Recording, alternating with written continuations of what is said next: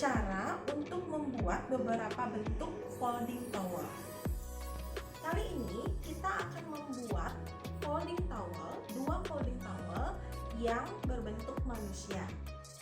Yang pertama, kita akan membuat folding towel berbentuk manusia laki-laki. Nah, adapun linen yang kita pergunakan yaitu kita menggunakan satu bat towel, kemudian satu hand towel, satu face towel, dan juga beberapa benang.